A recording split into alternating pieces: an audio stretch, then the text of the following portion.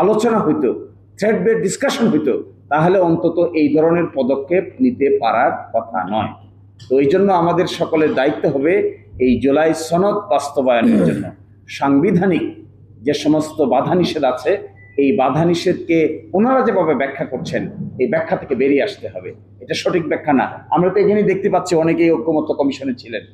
যেদিন গণভোটের সিদ্ধান্ত হয় সেদিন সকলে খুশি হয়ে একসাথে উঠেছে, কোলাকুলি করে একসাথে উঠেছে, এবং সেই দিনটা ছিল সবচাইতে আনন্দের দিন। আমার ধারণা সবাই একজন আরেকজনকে জড়িয়ে ধরেছে। বিএনপি এগ্রি করেছে গণভোট আমরা যাব, এখন বলছে গণভোট অসাংবিধানিক। হায় হায়। এবং ওইটা টেলিভিশনে রেকর্ড করা আছে, আপনারা কেউ যদি সুযোগ থাকে ওই টেলিভিশনের রেকর্ডটা একটু দয়া করে রিমাইন্ড করবেন, এবং কে এই প্রস্তাব দিয়েছে, কারাই প্রস্তাব সমর্থন করেছে ওখানে দেখতে পাবেন। দেখার পরে কোলাকুলি হলো, সবাই একজন আরেকজনকে জড়িয়ে ধরলেন, একমত হলো। প্রথম প্রশ্ন ছিল যে একটা সাংবিধানিক আদেশ জারি করা হবে।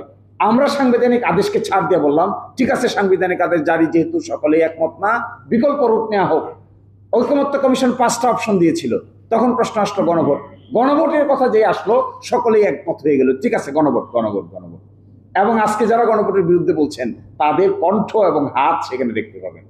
তা যদি হয় সেই গণভোটের আদেশ এখন আর বাস্তবায়ন করতে চান না, এর অর্থ হলো কোনো না কোনো জায়গায় সম্ভবত এক ধরনের ঋণ তৈরি হয়েছে, যে ঋণটাকে আপনারা পরিশোধ করতে গিয়ে গণভোটকে অ্যাভয়েড করতে হচ্ছে। এটা খুবই ডেঞ্জারাস কথা। মানুষ 4 কোটি 5 কোটি লোক এর পক্ষে রায় দিয়েছে, এটাকে অ্যাভয়েড করতে হচ্ছে কোন ঋণের কারণে? কোথায়